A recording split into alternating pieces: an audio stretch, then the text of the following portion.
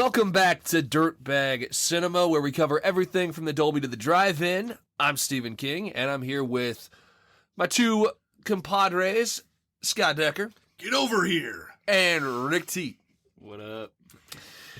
Episode 16. At the end, just go ahead and drop a little bobber in the water here. There's going to be some big announcement it's already sort of been dropped, and we're going to confirm it here. Big news. On the cast, the dailies this week, guys. We got a lot of stuff that has come out, a lot of trailers that have been hitting screens, and anything that piqued your interest? Anything on your radars? Yes. The Conjuring, the new Conjuring movie is coming out, and color me excited. Right. The Devil Made Me Do It. I forgot that this one was happening. I thought we were getting the werewolf movie. That's not a werewolf movie at all. But I saw the first trailer for it yesterday, and you saw it, didn't you? Yeah. Man, I am a sucker for the devil possession movies. To me, they are, when done right, the most effective form. The possession movie as a whole, like that whole subgenre of horror, just that's the one that gets me. Like, those are the ones that scare me. You know, like, I will jump. Like, usually I'm pretty stone cold in the theater. Like, not a lot rocks me. But the possession all the way from, you know, Paranormal Activity to when they're done right. And that's the other thing. Big budget horror. They do big budget horror right over there in James Wan's camp. And I'm excited for this one. Well, it basically owned the 2010s. That whole subgenre was, and that's a conversation for another day, but that's my whole thing whenever I get into, get into it with the zombie hate, where like the movies that have, sort of dominated in, maybe I'd say an oversaturation. I don't mind an oversaturation generally, because the more the merrier, but right. People don't tend to mention that those movies kind of just were rapid fire, coming, primarily being driven by James Wan's camp. Right. But he also brought, and we are veering wild. We are at 2 minutes into the cast, and we are already off on a tangent. But no, everybody's like, oh, he did all this and this. Yeah, but he brought like good quality films with that. Absolutely. So The Conjuring was in like probably my top 10 of the 2010s for sure. Absolutely. But I mean, Wilson and Farmiga, man, like Ed and Lorraine Warren, even when they're the side character in the movie, they just bring so much to it. I love seeing them. I don't know too much about this new director. It's not Juan directing, it's some other new cat. But it looks dope. Like, it looks like was a prolific serial killer, pretty much just said, I was possessed. Devil made me do it. That's a pretty good defense. Yeah. Try to prove otherwise. But it looks like there's a whole bunch of tricks in it, you know, a whole bunch of practical scares, and I'm all for it, man. And I'm just surprised, because when I saw Mortal Kombat yesterday, I was like, oh yeah, I forgot movies are coming back out again, because I had like 8 trailers. I was like, oh shit, I'm ready to see musicals, I'm ready to see horror movies, I'm ready to see all kinds of crazy shit, but mostly this. I told Tristan that yesterday. It's like, prepare for the avalanche, because it's been pent up. Oh yeah. You know, there's a lot of movies that were, slid back, and now it's expect a big tidal wave. I think it's going to be exciting to see what finally gets to come out. Good call. The other thing, I'm not saying that it's going to be a banger, but I saw a second trailer for Cruella. All right? All right. And all I'm going to say is it looks better. It looks like they're steering a more honest ship in this one. Like, they actually put an antagonist in it, like a reason why she's supposed to be a bee. It looks like the devil wears It looks like the devil wears Prada. And here's what I will say is, it's still going to be dumb, but you put Emma Thompson in it. Emma Thompson is queen, all right? I love Emma Thompson. She cannot do any wrong. You put her as the quote-unquote bad guy, and hell, if now the inflection in Emma Stone's voice makes sense, because she's parodying her, and I'm gonna see it. I'm not saying it's not gonna be, That was my question. You're gonna go to the theater and see it? No, absolutely. You know me. I've seen worse. I can guarantee you I've seen worse.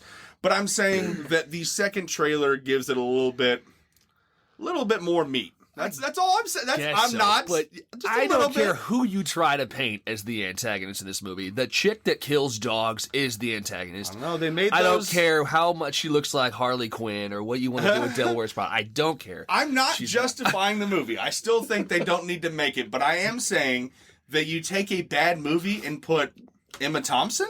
Right. And right. look, Okay. Rick was right. Those Dalmatians gave her the side eye in the trailer. Maybe they do deserve to die. Yeah, maybe they do. Don't lose it, man. Don't go off the rails on me. She's still terrible. I don't know. I am kidding. I love all animals. PETA, forgive me. All I'm saying, movie still looks bad, but it looks like a better version of bad with Emma Thompson in it. I mean, Emma Stone's still going to keep making movies. I mean, it's not going to hurt her in any way, shape, or form. Right. But I don't know. All I said was it looks better than previously stated. Well, fair enough. This trailer was better than the first trailer, but I'm really There's trying just no to way out of that. figure out how you're expected to root for her in this. I kind of want to know how Scar got his scar. You know? I guess so. That movie's on the way, bro. Yeah. It's on the way. I'm ready for that. Well, we can come up with all of them. Just give they're not so bad. Because, I mean, Disney's trying to sugarcoat everything now. They're trying to make all their bad guys good guys. I like the half black, half white hair she's got going on. I think you should do that, Scott. It'd look great for you. Yeah. I think I could pull it off right down With the middle. mustache. Right down the middle of the mustache. Hi. We're going to get a Cruella cut. Oh, my God. Speaking of Best Picture, we've got the Oscars tonight. I know we'll probably dedicate some time next week to kind of go over what happens. Anything you guys want to say about that before the show? If Nomadland wins that, it will be a travesty. There is no way that movie is better in any shape or form than Judah and the Black Messiah. We'll see. I think, Nomadland does deserve its props for sure. I won't be heartbroken if it wins. Like I said, that movie is outstanding, but It is. Yeah. And also, it's not I mean, hell, we have more movies in this month coming out in the theater than we had at all 2020. No kidding. Yeah. I mean, I will not be upset. Obviously, I love Nomadland the same as you, and I didn't get to see the breadth of stuff I did the previous year, so I'm pulling for Francis. Yeah, yep. Sounds good. So next week we'll cover that a little bit more, I guess, in depth with when the winners kind of come out. But anything else you guys want to cover before we dive into this week's the meat and potatoes? I got nothing. All right. Well, as promised here, we got an announcement coming out, and I guess now is a more appropriate time to kind of talk about that because it's going to preface what this week's episode is sort of about. We have dropped an announcement that we're starting a YouTube channel. We are super excited to do that. We're big physical media fans. We're big, we like to do deep dives on stuff, obviously we don't always have the opportunity to do on the weekly show. So we're going to branch out into the video format a little bit and use that to showcase some of these things that we hold near and dear to our hearts. And so we figured it would be a good idea to talk a little bit about why physical media matters so much to us. We talk about labels and stuff each week, and we're not really talking this week about the individual, the labels that we like to shop or things that are our favorite releases or things like that, but more or less like what physical media is to us, why it's important to movies as a whole, not just the industry, but the culture of it, and sort of like our history with it. Like what, we going back, we talked a little bit about it on Blockbuster episode, we kind of dipped our toes into it, but this is where we get a chance to really crack it open and talk about our love for the discs, man. I mean, let's take it a little bit further back, man. Let's talk about VHS. I had and I'm kicking myself now because now that I'm kind of a hipster, I'm trying to get all the ones I had back, VHS wise. But I mean, I had a rather large collection of VHS when they were still in the norm. I had, the big old Godfather set that was like 8, cassettes wide and everything. And I guess my collector's mentality goes all the way back there. And you had the man, we were just talking about this the other day, the Jurassic Park 2 with the lenticular. I was just thinking about that. I wore that tape out, man. For sure. With the T-Rex coming through the wall or whatever. It was just such a...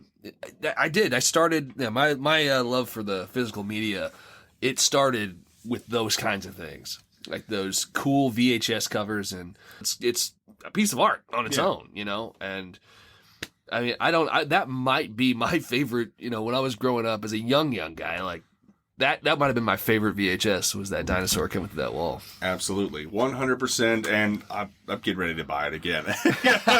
Just because I need to get it. Yeah.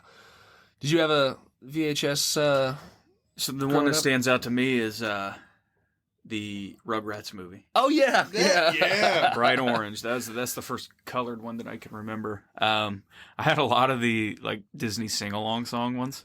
Yeah. I'm not too ashamed to admit it. Hell Hundreds no, of hell them. The clamshells, baby. Yeah. I mean, who would have thought that one guy, I don't know how they pulled this off. I heard a while back that somebody had like all the original clamshells and he, I don't know, sold it for a timeshare in fucking New Zealand or something. I don't know what's going on. But like I had a whole bunch of them too, you know? Yeah. But like, I know we've probably brought up this movie more than any other podcast or any other person in the world, but Anaconda had such a good Yeah, it did. VHS cover. Oh man. I mean, just so many. And that bleeds over into DVDs and so on, like to what we do probably every week is blind buy a movie for a spectacular cover.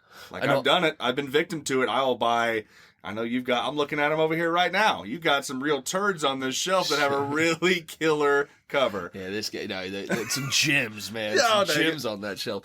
And that's the thing too, is like the blind buy. I mean, now you kind of have, I guess the special feature has really grown into its own sort of,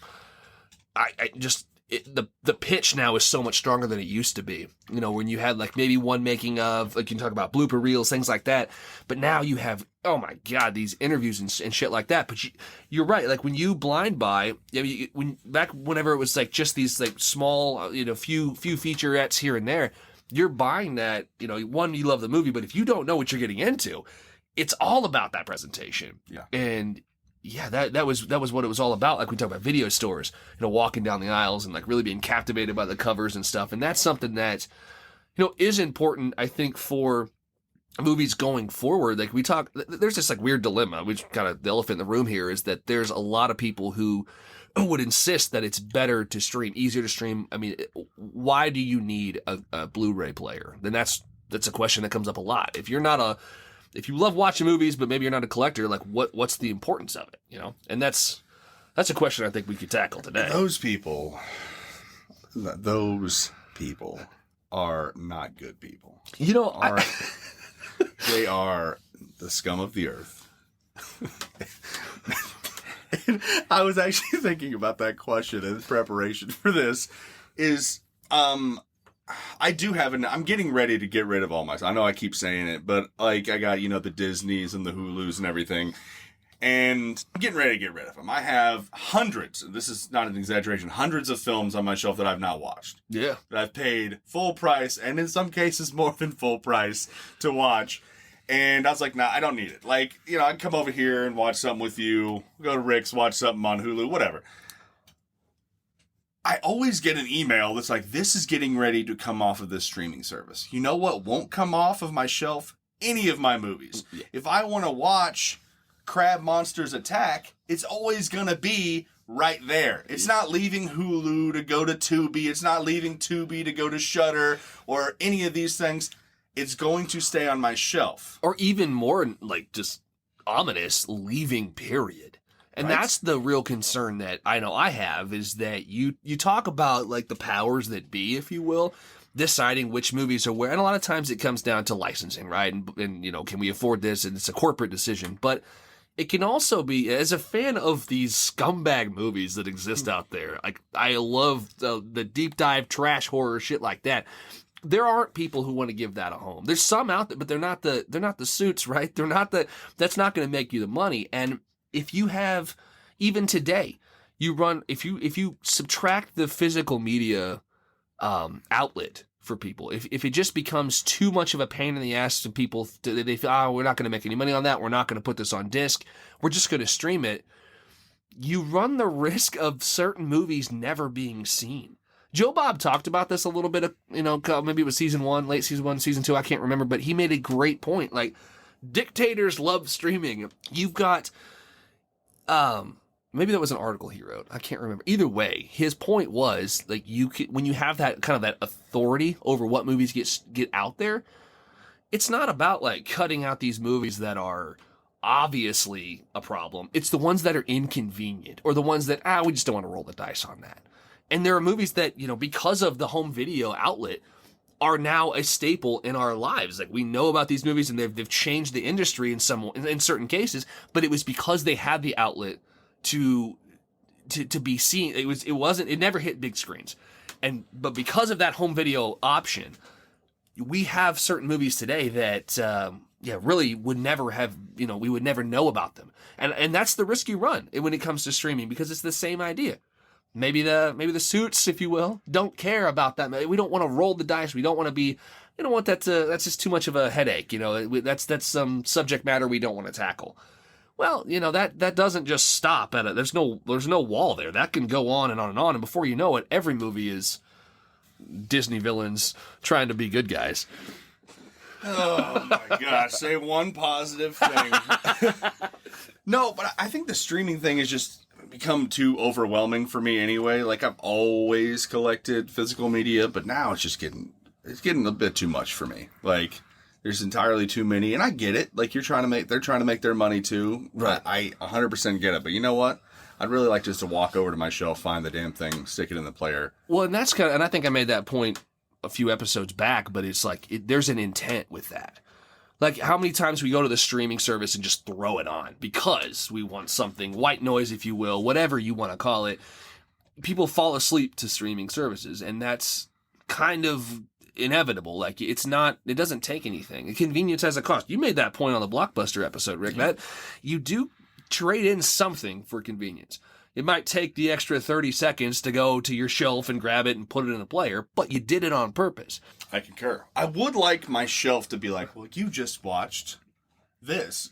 How about... You got ticker tape top or something? Yeah.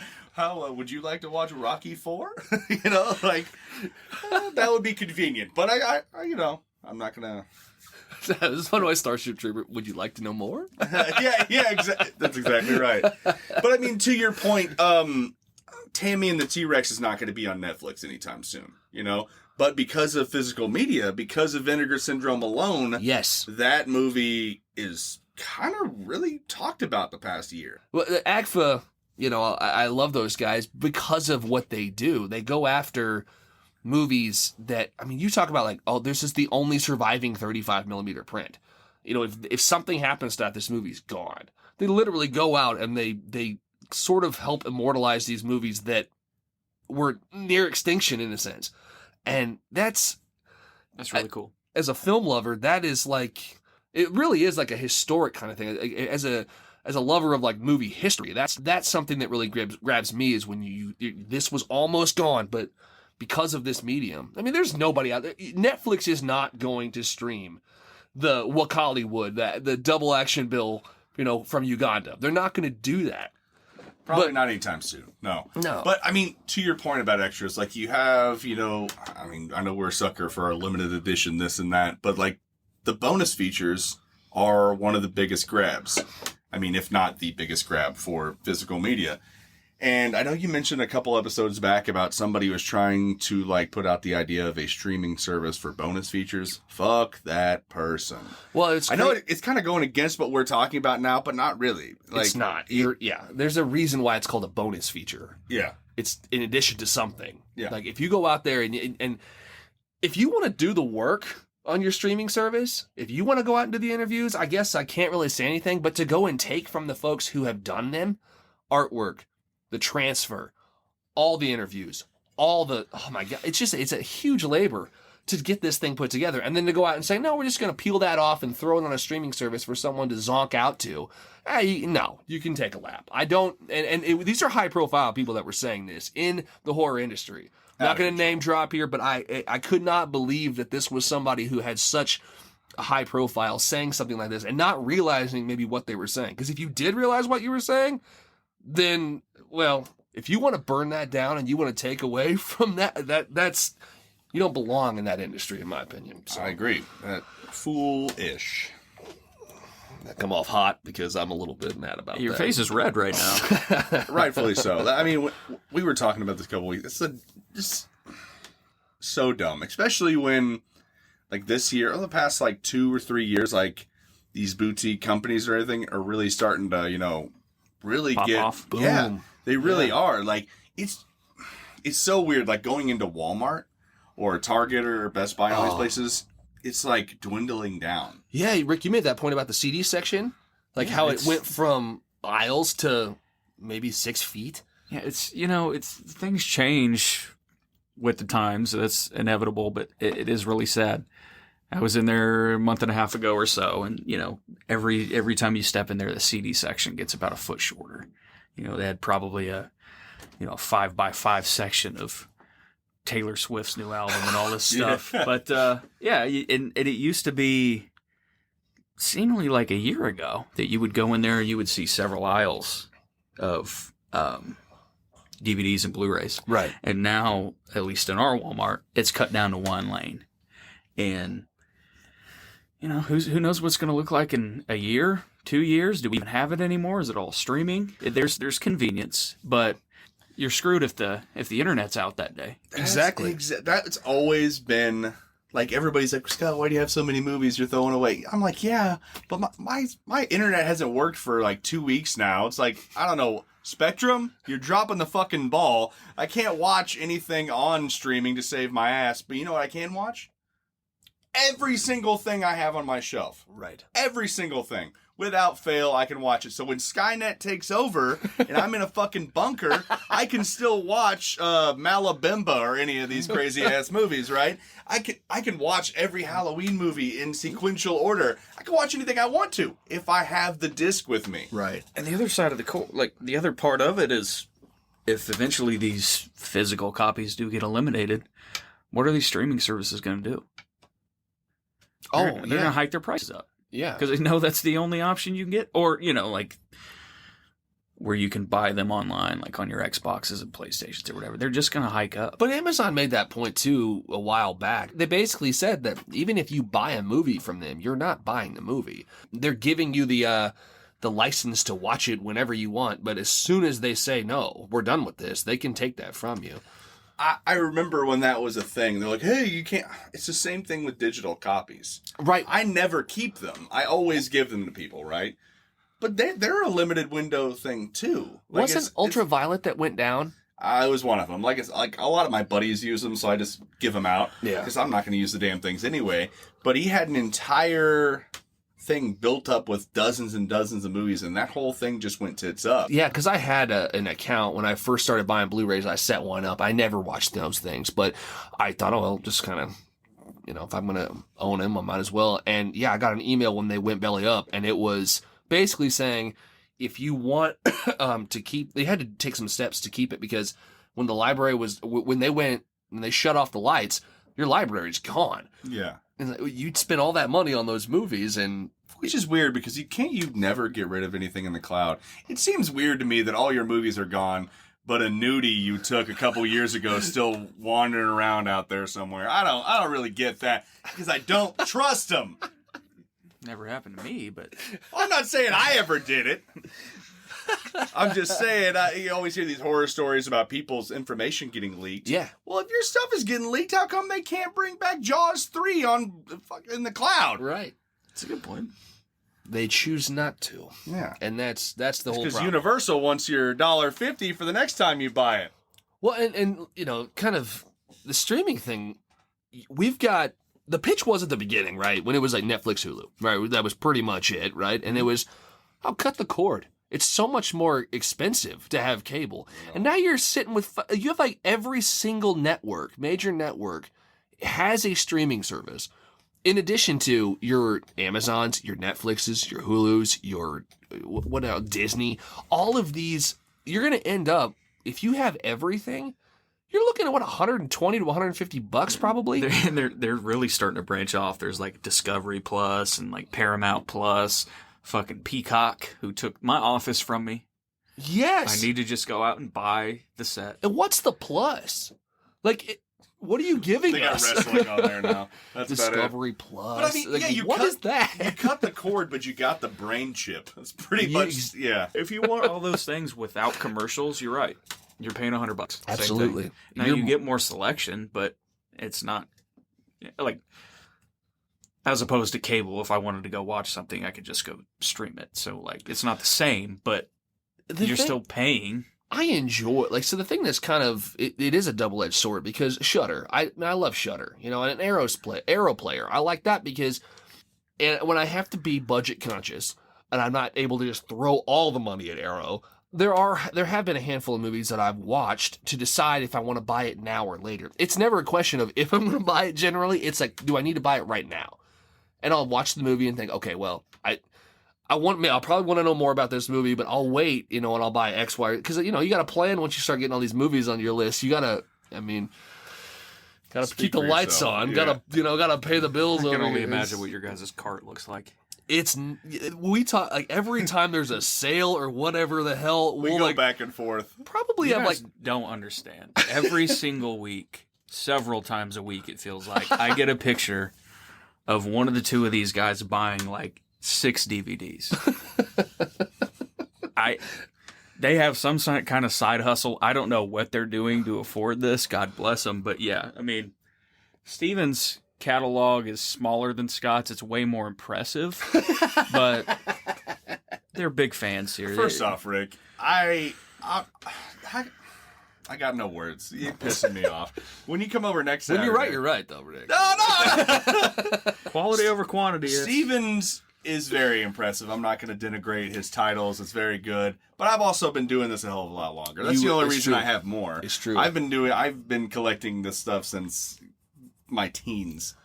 Early teens. Earlier, like, we were talking movies back in 4th grade. You started getting movies, man, like... Oh, yeah, because I have a full-time job. You...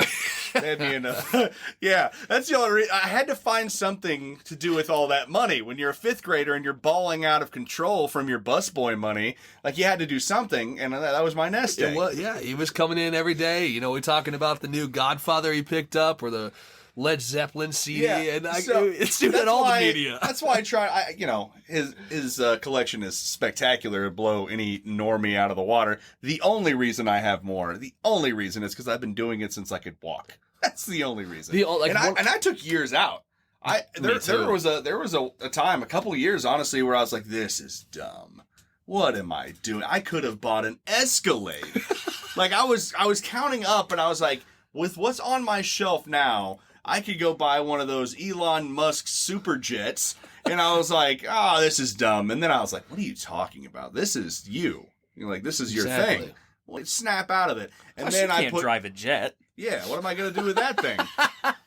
But, it brings me joy, Rick. And when you come over next week and we do our episode and you look at my shelf, you will eat your words. Make no mistake, I'm not knocking it. I can't fathom where every single week I'm like, you find the money. Oh, good for you guys. You find the money. You hunt the deals, right? The thing is, I spend all my money on food instead of things that I can keep. So you guys are way ahead of me. It's funny because obviously you have the wife and kid. Even Steven got on me yesterday. Like, I was telling him that I've surpassed him in the physical media realm because my pops found a 35 millimeter print. So not only am I now in the market for laser discs and VHSs, I'm also now apparently collecting actual live film. And Steven goes, oh yeah? Well, you get married here sometime soon and see how much you can afford. So now he's got excuses why he's not keeping up in the game. I will say one of the things that I am most excited for, and I'm serious about this, it's not just a con for me to keep buying movies, is that I do look forward to, we're down the road with the kids. Like, I think that will be one of the coolest things that I could share. And that's one of the things that keeps driving me to, like, pick up these movies that might go away. Because if, I'd like to hope that the offspring of Stephen King loves movies as much as I do. And if that's the case, I want to be able to say, hey, look, you got a jump start, kid. This is true. Stephen Jr. needs to see Malabimba. Yeah. Well, here's the thing. That in mind, you're going to have like... Well, it'll be a few years. Yeah, it won't be over to the side where a couple of these titles will not be within reach. I'll just have to rearrange the shelf to where they can't reach. Like, everything watchable will be down low, and as they grow up, that'll be my marker. If you're that tall, you can watch that movie. Daddy, what's Maniac? Like, no! But no, that's one thing that I am excited about because that's, I know when I was growing up watching movies was something that I was like, I loved, and physical media wasn't kind of, these boutiques and stuff didn't exist, and these crazy ass deep dive movies. I mean, they were probably on VHS somewhere, but we weren't going to Walmart and buying those. And so I do think it'll be fun to introduce. I mean, even the classics, and to be able to like show them. I remember how the fascination is even bigger when you're younger at the shelves and seeing the colors and the art. And so being able to kind of hand that off is something that I am looking forward to. So that's another thing. That's another reason why I keep reeling them in. So if we're going down on a list to try, I think we've almost, hopefully we haven't ruined a marriage, but with Devin and Danielle, I know that when we started, name dropping all these movies and everything. Devin went into overdrive buying movies, which good for you, buddy. Rick's been slinging the titles, and yeah, Devin bought every movie Rick. Nothing we recommended? He's like, what are you going to talk about on the cast this weekend? I'm like, well, I'm probably going to talk about X, Y, and Z. He's like, I got it. I'm on my way. I'm going to grab him. He was on his way to finish. On his way, man. He's in the pop vinyl game now. Lord knows how many of those he has. Danielle, I am sorry. Love you. So I know that we're trying to influence some people in there, but if we're going down a list, like the collector in me, like having it in my hand is something. Like we talked about the artwork. Some of these cats, like Scream Factory, for instance, like the limited edition appeal. Like they've been doing this thing, which damn it if they haven't got me every single time they've done it, where they put out only 1,000 units of a movie. That is... As soon as I see it, turns my stomach because I'm like, well, there's money. It's like, yeah, I love it. And that's the thing. These are movies that I haven't the foggiest idea what they are. Like, I look them up, and I literally bought this Barbarian 2-pack of, like, 80s, like, after Conan movies. Like, they look like absolute rubbish. I do have a question. So do you, like, watch trailers or anything on these, or do you just read the description or just look at the artwork and say, I want it? It depends on the movie. Like, honestly, this one, I don't want to watch that. I don't want to watch the trailer for Amazon's or... You just want to go in blind, surprised? On that, I do. Like, but if it's something that looks like it's taking itself serious, then I'd probably watch the trailer, kind of get a feel for it. Maybe read, like, a spoiler review or whatever. But, no, it's something like that. There was another one I bought, a handful, but they've been doing these, like, 1,000-run things. And, they get me. Because they know that there's us two sitting behind the computer, or rather not him sending me the link. Not again! Yeah, they got me! But you win again! Oh, man, it's killer. But there is a flip side to that. As this whole thing to me is beautiful. The art of collecting, and, it's kind of like Pokemon came back in, right? Yeah. Like everybody's, look at my holographic Charizard. I'm like, oh man, look, I got this Women in Prisons movie from Scream Factory. Like, it's crazy. Me and him are always, First edition? Yeah, there's only 1,000 of them made, and ain't nobody got them. Only 999 other cats got this movie. Holographic? Nah, it was pretty skimp on the features too. Sorry, I'll quit Pokemon quipping. But there is the downside of that with how beautiful this thing is to me. eBay. eBay to me has become like a source of pleasure and pain. Mm-hmm. Because I went on there the other day and I found an out-of-print movie still wrapped up in the original plastic for the original asking price. Wow. Out of control. Wow. Because right down from that one, a guy was asking like $150 for that same movie. Was it buy it now? Or was it bid? Oh, no, it was buy it now. Okay. Yeah, these guys are out, and especially, I know we keep using that word boutique. They are doing like a boutique experience. Like they're bringing out something with the absolute best quality, best version, best special features, best artwork, but they're doing them in limited runs. So these scalpers, these rotten bastards, are buying them off the shelf with no intention of watching them.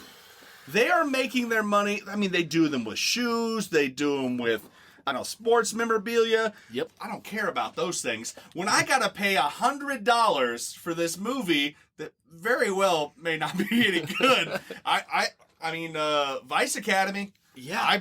I'm not telling you how much I paid for those damn movies, but I'll tell you, it was a lot. I'll tell you. But... People like that, I fucking hate people that price gouge like that. I hate them. And particularly people around Christmas that buy like the hot toys and then yank the prices up because they know that parents absolutely need that toy to satisfy their kid. You're a piece of shit. That's the They wouldn't have scum done of the that earth. to Arnold Schwarzenegger in the 90s. They do it with Give me video your Turbo game Man! systems all the time. Yes. I'll go out and buy a PS5 and then I'll yank it up $400 on Facebook Marketplace, and I know somebody will buy it because they want to play it, and I want to just make a quick buck. That's what I had to do. Fuck you. That's what I had to do with my. And Yeah. I haven't even played it yet, but I bought my Nintendo Switch when everybody was losing their freaking minds. Yeah. Huh? It's still in You're a. gonna sell it to me for $800? I got a deal for you, buddy. But I bought that Nintendo Switch because like everybody in the internet was like, I have it in hand, $1,000. I'm like, what are you talking about? This thing was $200 or whatever. So like when I walked by, it was Target or Walmart. I forget. I remember I messaged you. I was like, look at this, and I was like, Mister, open the case. And like I went home, and then like the next day they were back on the shelf. So I ate my money. No, but they were red hot there for a minute. Yeah, that's a whole I should other just sell mine for $1 million right now. Quit the podcasting game and just get out. Me and Scott will fight before this cast is over. Yeah, I'm gonna sell it to somebody else. I'll sell it to you around Christmas, buddy.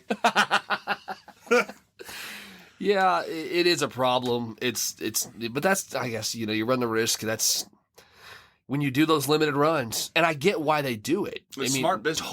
Makes total sense, and it does definitely give that the movie the worth, right? Especially when they put all this work into it. And it costs a lot of money to produce these movies and put them out, so it makes sense that you're not going to make 4 million copies of an obscure film from that you might have found and are trying to give some love to. But man, the people who do that on purpose, special place in hell. You're right. I didn't realize at first that it has to do some of these limited runs. Like obviously they're going to be movies they know.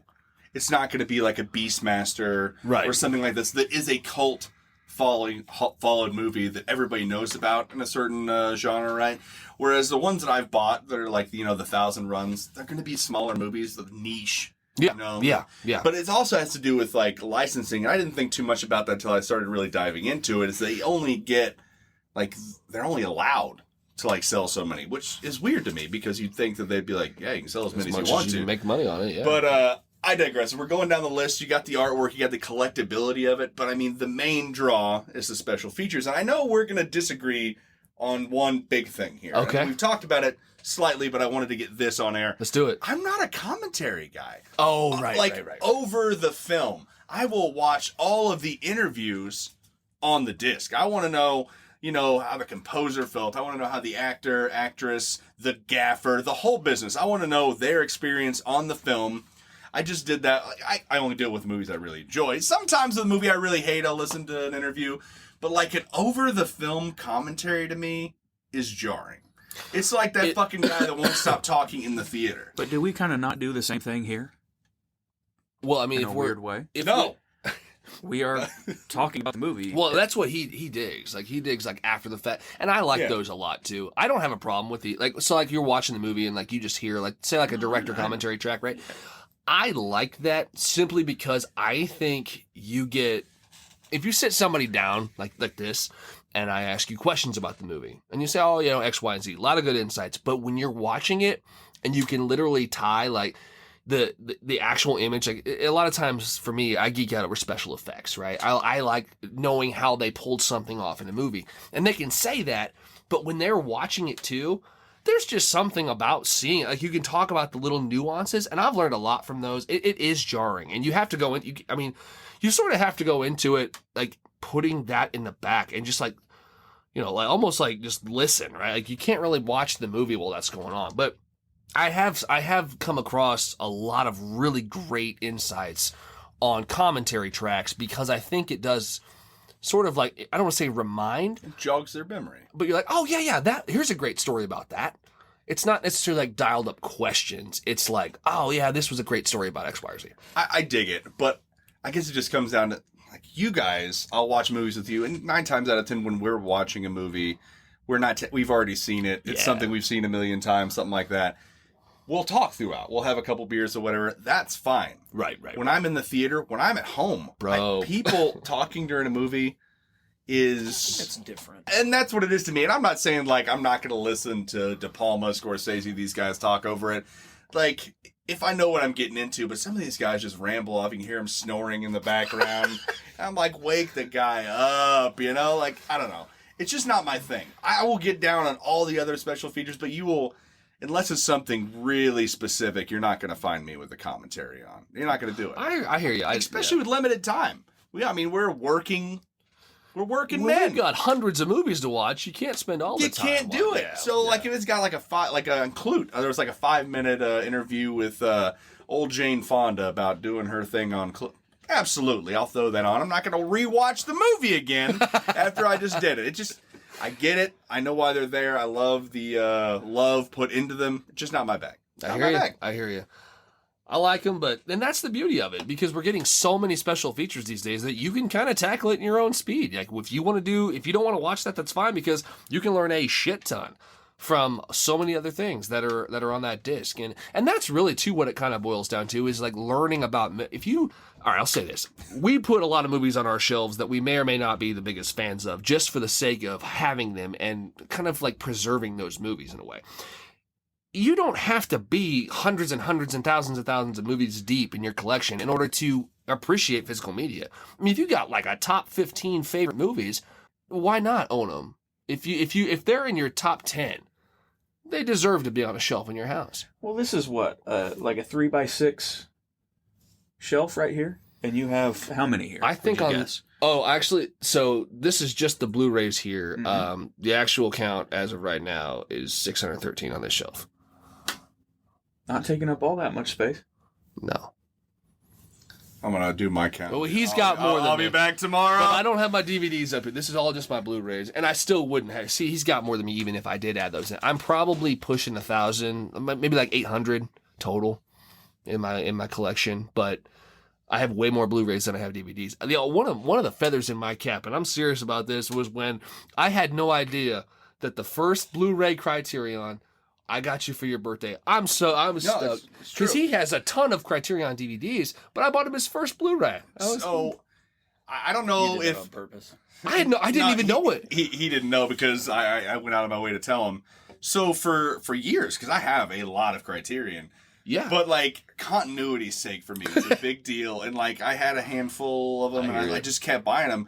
I'd be going to vintage stock at a different price or whatever. And he's like, the Blu-rays are better. I'm like, yes, I know the Blu-rays are better. But it's also, they don't... Ring me up, dude. Yeah. Go ahead and take my hundreds of dollars for these movies. Don't try to talk me into upselling. But, like, they weren't the same size, And I got into them later. And we talked to this a couple episodes back. It took me years to get into Blu-ray just as a whole.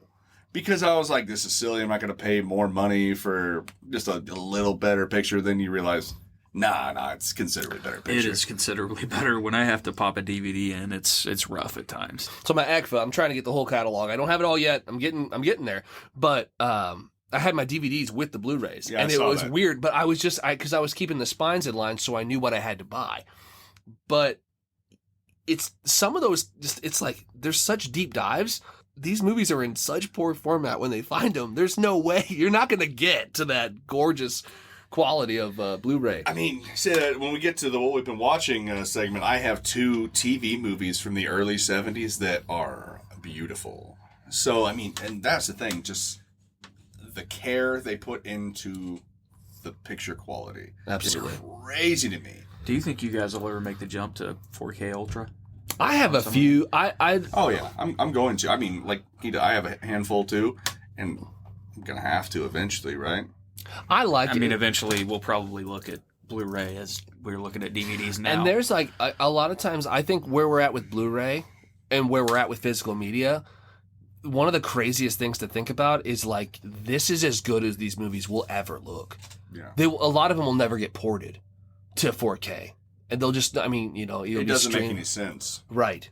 And when you think about that, it's kind of like this is a movie that was shown on like grindhouse like screens, like a sloppy theater, you know, on 42nd Street, and it looks just gorgeous. But this is as good as it will ever. Like when you think about like how this is like top tier forever, more than likely anyway. That's something that kind of like, I mean, it still kind of stops you in your tracks. Like this is like film history right here. This is as good as it'll ever get. And I'm glad you said that. It's a good segue. Like for me, I mean, you've seen like the aisle in my house that's literally just been, to me, it's a library. It's a living record of cinema. 100%. I'm not trying to keep my pinky out and say like, you know, hoity-toity thing, but it is. 100%. 100% a living history of cinema right there. Like everything from my, you know, my silent films all the way up to, I don't know, the newest movie I just bought like 2 days ago. I bought, you know, Crawl, Mortal Kombat. Right. Yeah. Stuff like this. Like, over 100 years of cinema right there on my shelf. It's a beautiful thing. Yeah, it is. And you don't get that on streaming, right? Like that's like to tie that back. Like, yes, it's there. You can watch it, but to be able to appreciate it, the progression, if you will, of it is the problem for me. Like, it sounds old, but you don't have to discard one to have the other. They can exist at the same time. And I think it's important for, as film lovers, to maybe embrace both. You know, I do think that physical media is the most important option, and I would obviously pick that over anything else. But if you have both, that's the best. That's the best of both worlds, and that's best for the film community. Not everybody is going to be able to go out and sling hundreds of dollars. Well, what he's saying is, when you get in the podcast game and you're just balling out of control and you can afford it, do it. If you can't, that's fine. There's Netflix for you poor bastards. Well, you can stream it, and you can also stream it and then decide to buy it, which is nice. And I think that it's a cool, because I've discovered stuff on streaming that that maybe existed in physical media format, but it wasn't like highlighted by one of these boutiques. All right, let's just kind of put a bow on the conversation, because we're getting ready to start launching some videos where we talk about these different stores that we go to and we shop at, and we talk about like what we prefer in physical media, what we don't, what we, just highlight these awesome purchases that well, at least what we think are awesome purchases. Like I'm really excited to see what people think, but whether you're a collector per se or not, it's not the point. The point is to appreciate the movies you love. Right? I mean, you would do that with anything. You buy a jersey, right, of your favorite player. You do these things because you love them, and you come back to them all the time, and it's something that gives you that joy, right? And so if you're a movie lover, when somebody comes over and sees those movies, that's a little bit of you right there. I'm once again, yes, you're really knocking them up, lobbing them in there for me. But I mean, I guess when you get up to like close to 2,000 films, it's kind of hard to like narrow it down to a person, but I can look at your shelf as opposed to somebody else's, and I know that's your shelf. Absolutely. Not just because I see it every week, but I mean, I could be like, yeah, that's Steven. And you can look at mine and pretty well, even with the thousands of movies I have, you're like, yeah, that's Scott right there. Nobody else would have this trash. Right. I guarantee, I don't know how many you have, but I'm pretty sure I can look at Rick's and, because I got you most of them. Well, some of them anyway. Yeah, I got them in a couple Tupperwares. Or Rubbermaids, whatever. Not Tupperwares. No, Rick, no. I'm walking out. Dude, my house is like 6 by 8 feet. I gotta pick my... Hey, well, as long as Jamie Foxx has a seat at the table, that's all that matters. He is on my shelf. Very good. He is. Well, anyway, any last words before we move on to maybe drop a couple recommendations this week? I guess kind of give him like a spoiler warning. Steven and I have talked about this one in particular for a while. I know you've heard us talking about certain labels over the past 16 episodes. And I think for like a big first YouTube episode, I think that'd be a good idea. Like get people like acquainted who don't know what Vinegar Syndrome, Shout Factory, Severin, all these places are. Yeah. And, if they're still listening at this point with some of the nonsense that you've recommended them, I think that this will really be a good way for them to, like, know where to find this stuff. There's enough ghouls out there to listen that, they'll side with me. So I think it'd be a fun... it'd even be good for Rick to see where to start buying our Christmas gifts at. Yeah. I think a lot of the I'm movies getting you a that... Netflix streaming service. Yeah, a lot of these movies that we've kind of been impressed by, like, Cruel Jaws only made it onto the cast because we were able to get it finally from one of these, from Severin, I'll name drop him here, the wonderful release of Cruel Jaws. Love it or hate it, it is a piece of history, and it's a piece of something. Near and dear to our shark-loving hearts. Oh, yeah. And, if we do nothing else, we got people to watch Cruel Jaws. Yes, we did. I mean, I feel like we got more people to watch Cruel Jaws than Cruel Jaws the movie did when it came out. So that's a good deal. But no, I'll shut up until they can see our pretty faces on camera, and then we'll gush more about it. All right, Rick, any last thoughts on the physical media case before we roll on? I do sound hypocritical because I made this point before. Every time I talk about a recommendation or whatever, I tell you guys it's on Netflix, it's on Hulu, it's on... And I could argue a bit for those as well, but I would hate to lose this beautiful shelf that you have here, if you didn't go out and buy them, and if all there's left is streaming services, it's just going to take one bad storm, and then you're playing Parcheesi. So, yeah, damn right. And nobody wants to play Parcheesi. I don't even know how to play Parcheesi. I don't even know what Parcheesi is. I know how to watch Pirates of the Caribbean, though. But damn right. And that's the thing. If you want to watch Pirates of the Caribbean, it's going to be, it's going to be on Disney, right?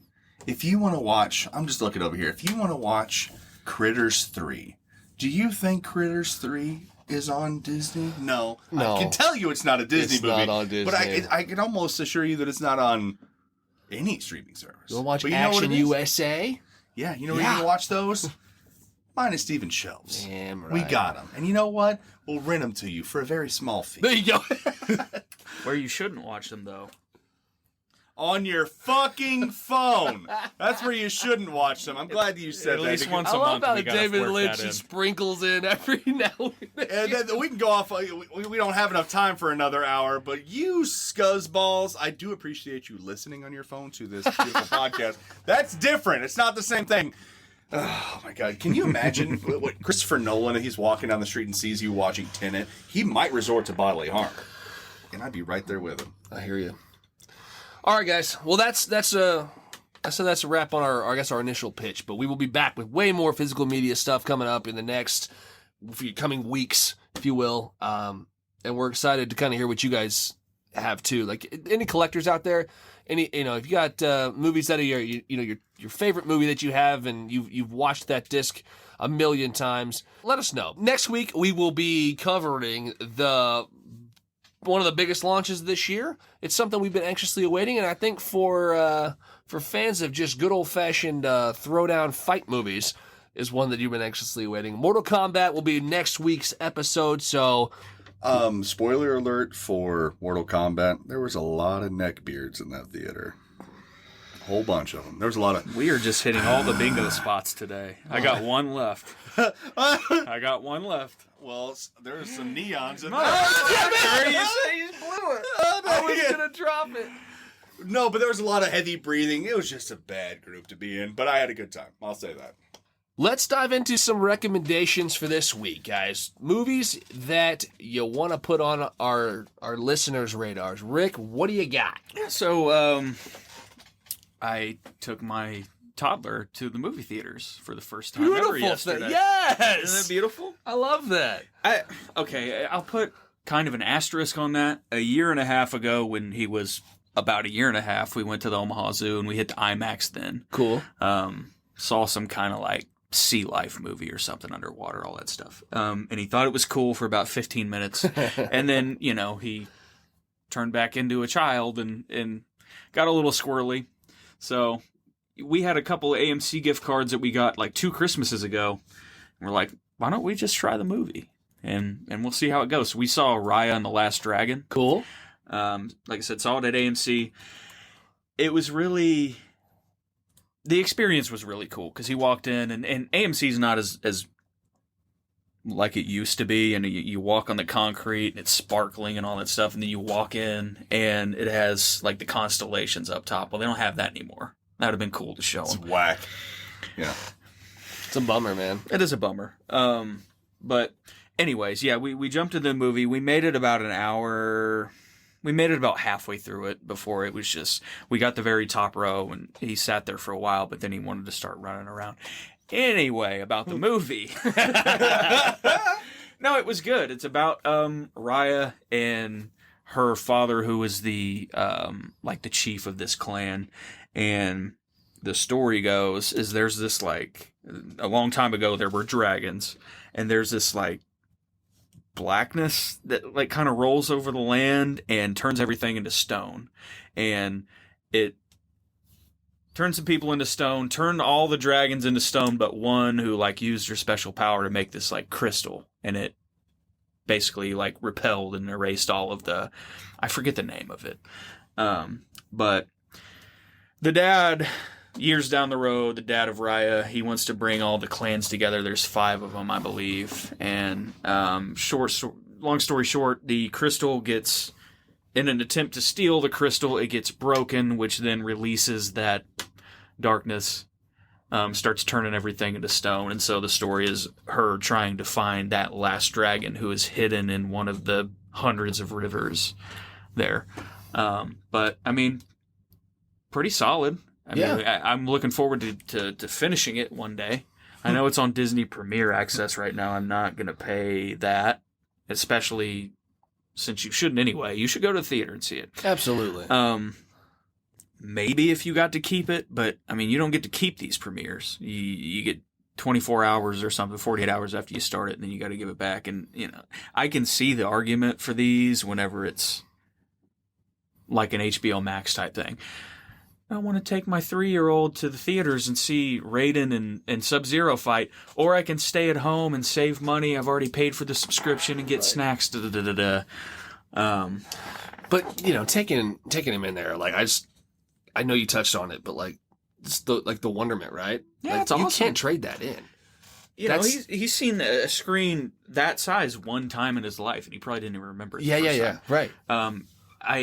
I didn't want to get too close because I didn't want to overwhelm him. So I got, like I said, the very last row, and it was good because nobody ended up sitting in that row, and he could kind of roam.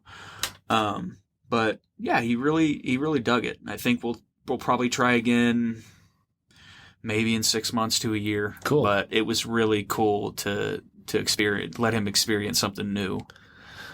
I know, like I've talked about it a couple times on the cast. I remember. You don't remember everything from that, you know, those early movies, but you do remember the wonderment, like the size, the captivation of everything, the movie theater. Hell, you remember like the smells and shit too, like the popcorn and stuff. And, I let him pick out his own candy, and we got to the candy rack, and there's, 20, 30 different candies there. What kid doesn't want to do that? What'd he pick? He's a chocolate fan. There we go. I mean, he likes all of it, but he got M&Ms, plain M&Ms. I gotta say, good choice. It's very close to the Reese's Pieces, and I respect the call. I mean, I tried to sway him to the Red Vines because I for practicality purposes, I didn't want him to get, it's a messy snack, M&Ms, and he just sat there and shoveled the whole thing in his mouth. I mean, hands were all chocolatey, but I don't know how he didn't end up with a tummy ache. He's a tank. I do want to see that Raya and the Last Dragon. That looks pretty dope. Yeah. It was from kind of the same people that did Moana and Frozen. Mm-hmm. So yeah. So it looks good, is what you're saying. Oh, visually it was crazy, and that was where I was going to work the neons in before you took my thunder. Yeah, when I was buying tickets yesterday, I looked at a couple of Rotten Tomatoes reviews just because I like to always do that. And basically the consensus was, the story isn't quite elite as some of the other, Pixar films, but visually it is stunning as an animated film. So it looks great. Awesome. Go check it out. Me? All right. What you got, man? If we're doing a bingo thing, I'll try to run through mine really quickly, like I say every single week. I watched Tango and Cash from the year of our Lord, 1989. And I hadn't seen this in a long time. The big buddy cop team up with old Sly Stallone and Kurt Russell. It's not bad. I mean, I love my mindless action movies, but I kind of felt the same way I did when I watched Hobbs and Shaw. There was stuff there, and you'd think with these two bankable stars there'd have been more, but there there was not so much story to speak of. There's Jack Palance, like in the same time period where he did Batman. You're my number one guy. Just like chewing the scenery. You don't really know what's going on. You know that, weirdly enough, Stallone's playing the uptight one. Like he's got like a suit, and Kurt Russell's got a mullet, so they can't get along. And it's preposterous, but it's still very fun. For sure. Tango and Cash. You throw two last names in the bill, on the title. You run the risk of it being a little wild, right? Classic. But when I say that, not a lot of people talk about that movie in like the the history of the big action movie. I think that it kind of just fell flat. Like every now and again, somebody will bring it up, and honestly, a guy from work, hey, you seen Tango and Cash? I have, but not a long time. So it reminded me I had it on my shelf. I pulled it out and just watched it the other day. It's not bad, but it's not everything else they did though. But these next two were Kino Lorber releases that I know that you don't have. Because we went back and forth on these, and this is something I'm so surprised it took me forever to actually watch these, because this is 100% in my wheelhouse. And it is 1972's The Night Stalker and 1973's The Night Strangler. And if those names sound like just gibberish to you, let me sell you. They sound right down my alley. Well, yeah, they're down your alley. But how I even found out, like my mom had mentioned them before, was something she saw when she was younger. But I am a big X-Files fan. That's just, one of the guilty pleasures of my life is the X-Files. Every now and again, I'll just dive deep into the fact where I'm seeing little green men, right? And there was an episode where Darren McGavin, the star of the Night Stalker series and two movies I'm getting ready to talk about, popped up as the originator of the X-Files. And I kind of did some deep diving, and I realized that this show, which came out a year after this last movie, was like the precursor to the X-Files. So the Night Stalker and Strangler, try to say that again, follows Darren McGavin as Carl Kolchak, who's literally just a good reporter. He's not an FBI agent. He's not a paranormal investigator. He's just a reporter that just happens to be finding his way in really shitty situations. The Night Stalker, and both of these are TV movies. Like, they just kind of one-offed them. And The Stalker did very, very well. So they followed it up with The Strangler. And then a TV series that was short-lived, but apparently just as beloved. I'm watching them next. But The Stalker follows Darren McGavin as he's on his way through Las Vegas. And this finds his way into like a trail of bodies with a real life vampire. And he's trying to tell everybody, and he's very funny. He's an older cat, and he's trying to explain to people like, hey, these chicks are getting their blood sucked through their neck. There's extraordinary power here. I don't mean to be that guy. It's probably a vampire. And of course, everybody, you don't want to alarm the people as it is, and there's a cover up. And it's very X-Files, but it's the very funny episodes of the X-Files. And you get those peppered in there with that show. So if you dig that kind of stuff, I guess the second one, The Strangler, it's a guy who is like trying to get, immortality by also stealing the virtue of young women with their blood. It's very blood-oriented, the first two. But they're very, very good. It's early 70s. The second one's in Seattle. There's an underground sequence. It's beautiful. But it's got like a jazzy score. McGavin's cracking jokes. He's bebopping and scatting. I cannot wait to watch the show. But I'm just surprised it took me this long to watch them. And this is what I alluded to earlier. These movies came out in 72 and 73. Television movies, and the colors on these bad boys just pop. Man, it looks so good. Kino did a really good job with the restorations. You dig them. They're a breezy watch, like $1.14 and $1.30 respectively. Last one, very quickly, I watched Alexander Aja's Crawl again. Yeah. It's a great creature feature. It is. All the way around. The kills are there. Fast-paced alligator movie. Can't say much more. Get stuck in the basement in a hurricane. They're gators. It's really good. Did you see that, Rick? I haven't. I need to. You dig it. It's real good. So there's a little mixing it up there in that list. Hell yeah! I mean, I'm a big fan of his in general. He can do a flick, man. From what, High Tension, and he did that Hills Have Eyes remake. Piranha, yeah, in 3 dimensions.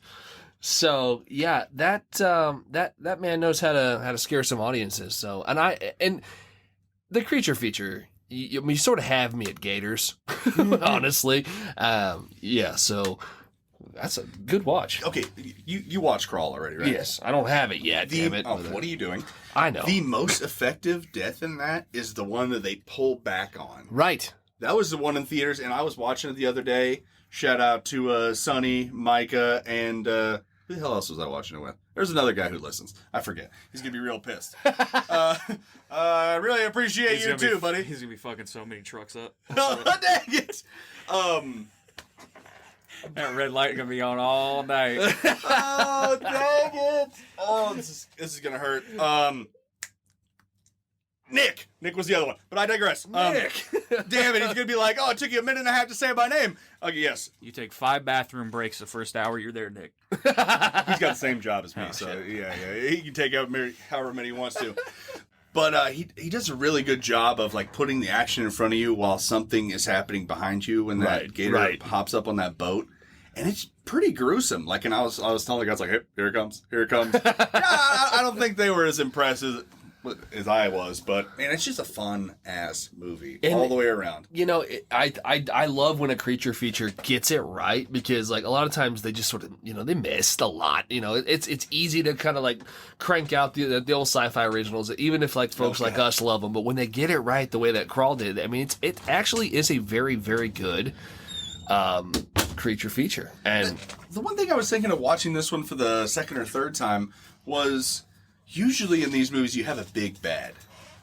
That's not the case here. Right. The alligators are but it's a group of them. It's not just like, you know, you have your Bruce and Jaws. Right. You have, you know, the one that's after you 100%. With this one, I mean, they don't have like Betty the alligator after you. You know, they have run from everything. And I really dug that. It really lends itself to the tension of it. I've always thought gators were incredible, but when we went to Florida, I'm just a little sidebar here, but we went on one of those like fan boat tours. Oh man, it is no joke.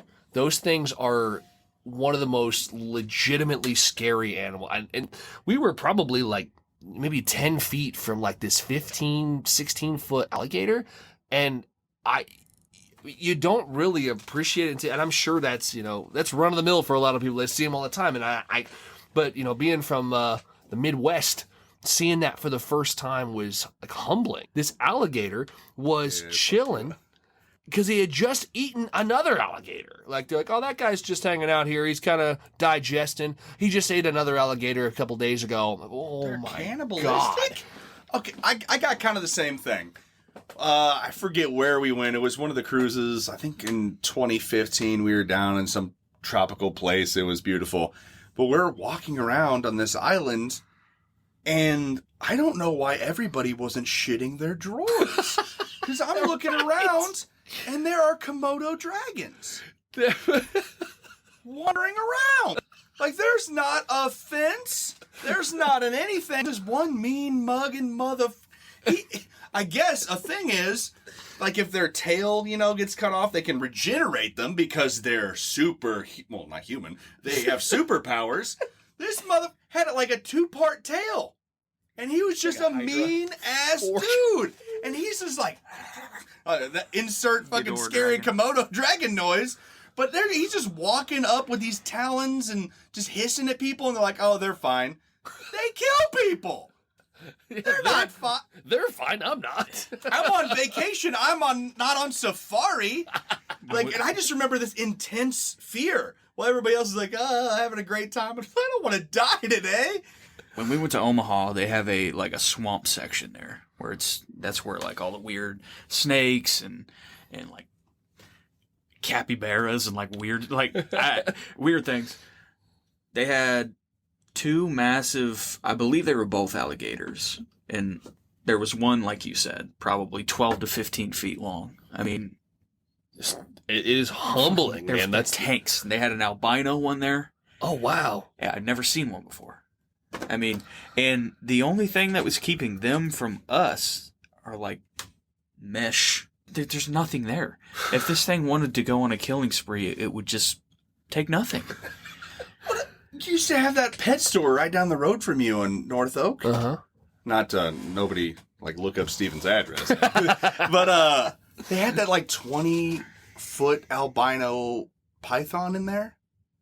This thing was as bigger around than both of my legs put together, and they would feed it just live rabbits. And it was in the, like, you'd go into like the little reptile room. Do you know what I'm talking about? It was miles of exotic pets or whatever. I don't know if it's still there. It was over there by like Quiznos or some such thing.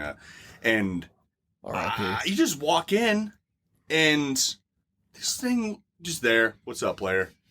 It's wild. 20 foot. People are around. No kidding. Snakes like that could kill your.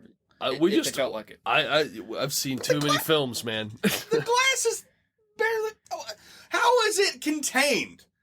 Because it's fine with it. If it wasn't fine with it, you're dead. Yeah, you see the little shit kicker little toddlers tapping on the glass. What are you doing? Yeah. Yeah, you're about the size of a rabbit there, Chief. Yeah, it likes rabbit. Yeah, look at you. And I don't know if the albino of it all just made it scarier. I was like, oh, not only are you huge, you're a freak of nature too. Sorry to all the albino listeners we have. Snake can drive a car. Yeah! He doesn't need thumbs. He's 20 foot long. What are you going to do? Oh, shit. What'd you watch, Steve? What'd you watch? This is Discovery Channel Cinema. Yeah. Discovery, that's your plus right there. Yeah. Okay, so this week I want to talk about Joe Bob. Guys, this season has been outstanding. We're on episode 2 this week.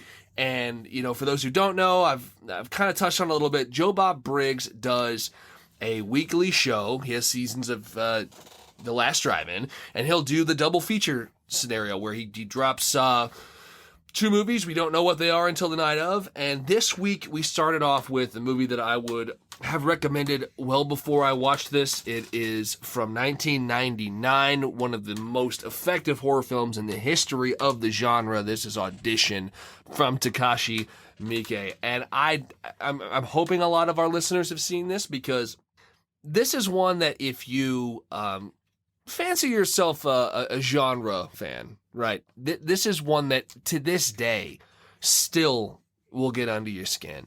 And it's just such an elegant story. You know, you start off with like this guy. It doesn't slap you in the face until the very end. And that's the thing, because a lot of movies kind of dole it out, right? They'll hit you here, they'll jab.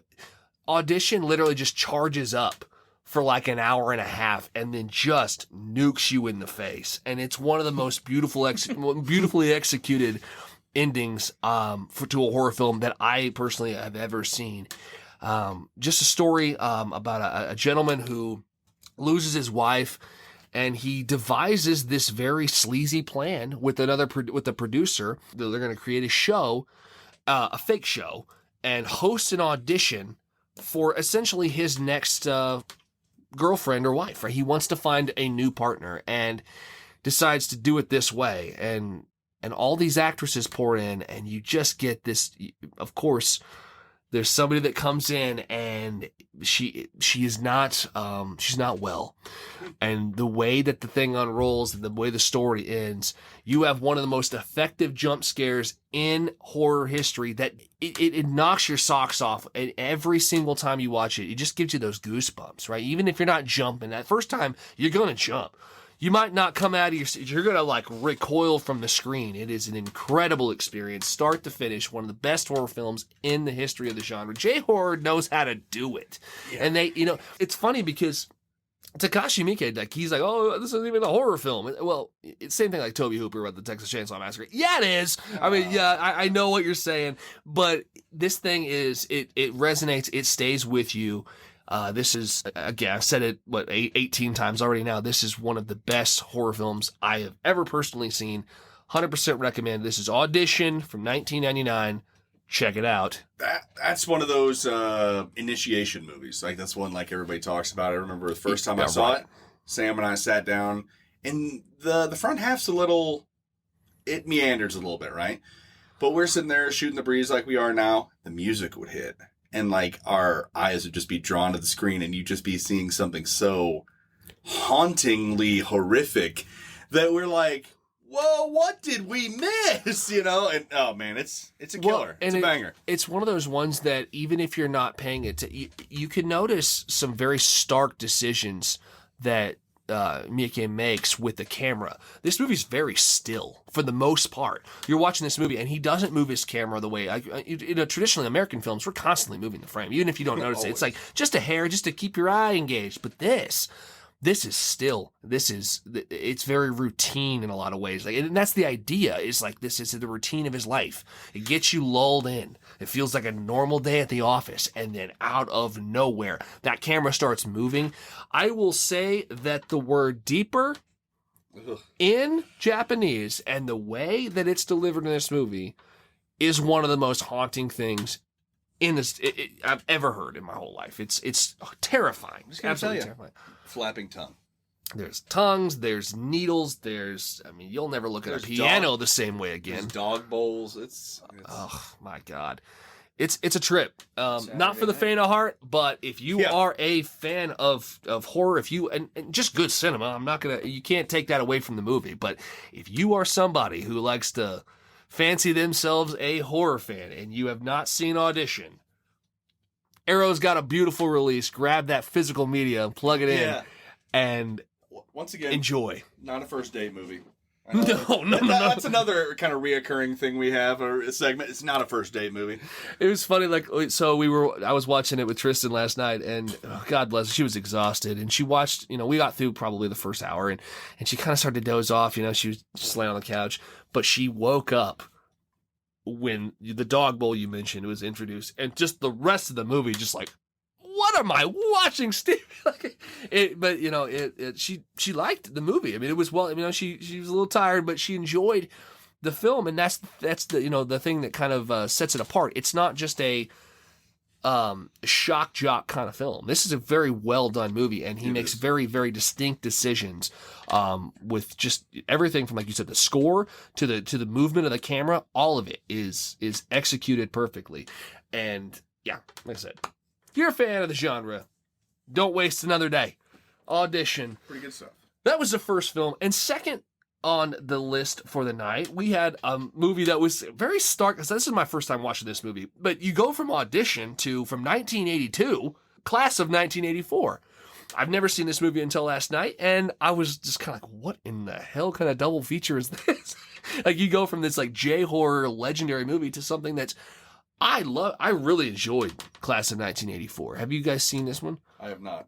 This one, it's kind of like the High School from Hell kind of movie. Very, it's like the kids running the zoo kind of thing. The set pieces were very, very impressive in this movie. Like, you've got graffiti all over the walls. I mean, you instantly walk into the school and you can tell the kids run it. Like, the kids are slipping like knives through the metal detectors, and at the beginning, like our lead character, Perry King, plays this new music teacher, and he's like, "Oh, what? The kid just took a knife through," and you've got an outstanding performance by Roddy McDowall, who plays like kind of like I think he's a chemistry.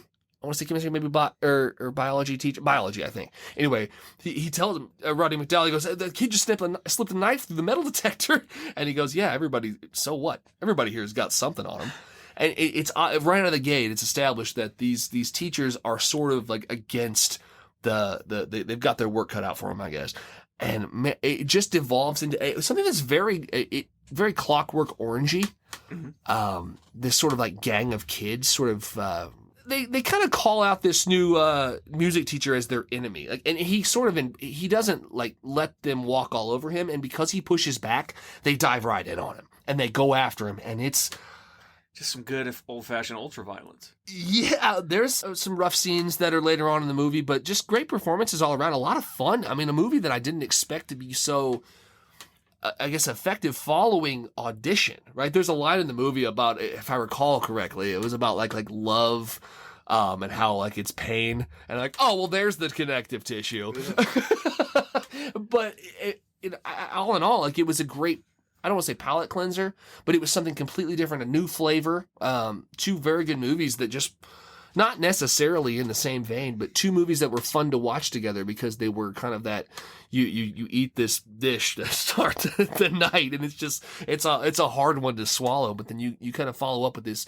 There's some fun, there's some disturbing sequences though at the same time, but you have a nice pairing there that I didn't expect. So this is one that I would recommend this. This is not just for fans of like horror. It is a horror film, I would say. You can make the argument that it's not, I mean, more actiony, but I felt like there were definitely themes that ran throughout about just sort of like that, like losing control. There's a million movies like this where it's like the kids are losing their minds, right? They're going crazy, but they really do sort of embrace the darkness of it later on in the movie, where it's not just kids up to their old antics. It gets rough. And this kind of like with Scuzzball at Dawn or whatever it is. Oh, Deadbeat at Dawn? Not exactly, but Scuzzball at Noon. Not exactly, but it's definitely a movie that I think would surprise a lot of people if you haven't seen it. Just from the heat it can bring. At the same time, there's a lot of funny moments, and the kids are just devious, just the way teenagers are, right? But they take it to those extremes at certain points, and definitely a great double feature. Joe Bob kills it every week. This season has so far started out stronger than any season so far, in my opinion. Great episode 1, episode 2 followed up solid with a good double feature. Audition never fails, and this was a great discovery for me. So I would say if you don't have a Shudder subscription and you're a horror fan and you like watching movies on a Friday night, just try it out. That's what I got. Recommendation of the week. I can dig it. I guess that kind of brings us to the tail end of the cast. Yeah, I got one more thing. Okay. No, I'm kidding. All right. I was just waiting to see Rick's reaction. I did. It was funny because while you're doing that, I was looking at your movies, and I'm glad because I've been writing down everything I watched. Yeah. And everything I bought this year, and I'm just lucky you had this movie because I remembered I did watch something I didn't write down. Oh, nice, Yeah. nice. I was like, oof. You saved me there, buddy. See? Another reason to have your physical media. That's right. Help your brother out. Okay, so that's what we got. YouTube channel coming up. Physical media. If you guys got anything that you guys, like we said earlier, that you guys dig, if there are any labels that you guys buy from, or if you're just a fan of certain movies that you've had on your shelf forever, let us know. Talk to us about it, because this is going to be a big point of conversation going forward for us on the channel. We are always available on Facebook, Twitter, and Instagram at the old Dirtbag Cinema tag. And our email address, if that's the route you prefer, thedirtbagcinema@gmail.com. And I can, I guess, proudly say for the first time here, you can also find us on YouTube at Dirtbag Cinema. Let's go. Worldwide? And until next time, we will see you at the cinema, Dirtbags.